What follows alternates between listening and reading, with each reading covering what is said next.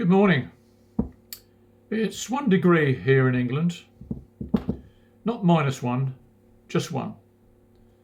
And I walk my daily walk in a sweater and tracksuit. But everyone you meet say, oh God, it's so cold, and they all wrap up like a mummy. But when you're walking, it isn't really necessary because you're generating your own heat. And I once lived in Finland for a very short season in my life.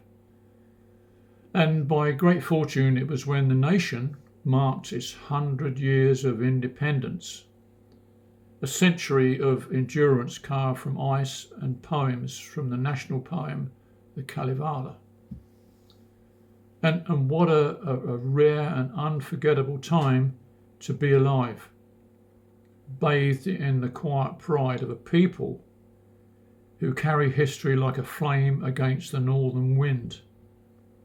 And that winter, they said, was just average for Finland. But to me, it was a world reborn in white, a boyhood dream made possible by others. And to step outside into the air so sharp, it bit the lungs and froze your eyelashes, -24 degrees and falling. But it was no hardship when dressed for the dance of the cold. I was well taken care of by my friends, and they bundled me into technical clothing for warmth, and it worked extremely well. And I was always very grateful for that.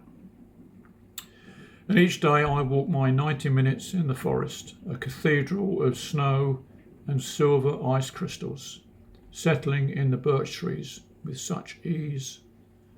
And the snow lay thick as a cream on a Christmas pudding, and a silent blanket stretched over the earth, muffling all sounds.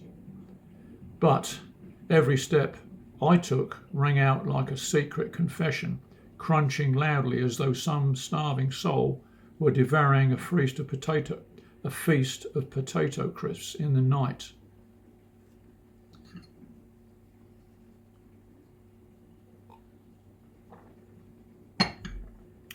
And no torches needed, for the moon, full of ghostly imagination, turns the snow into a living lantern, casting its ancient glow across the long Nordic dark night.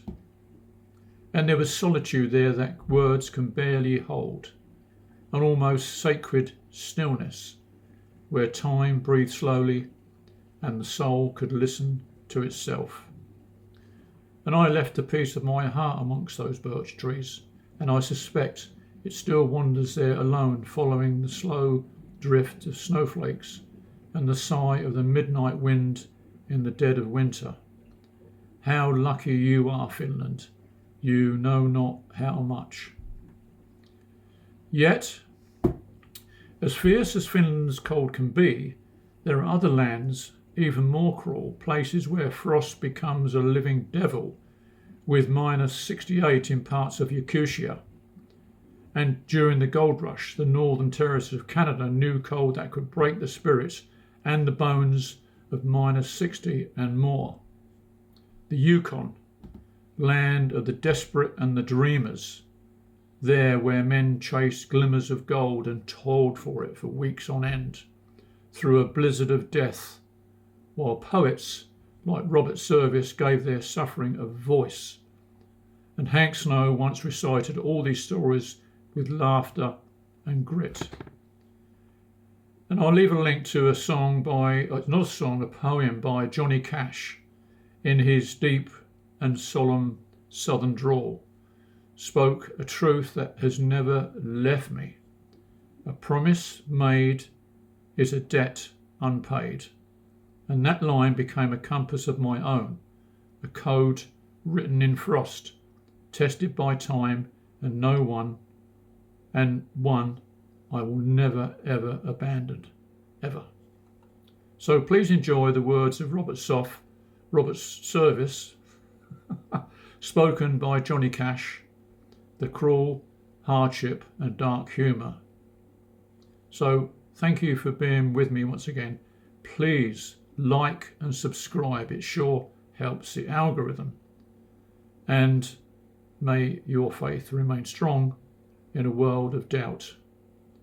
Until we meet again next time. Moi moi.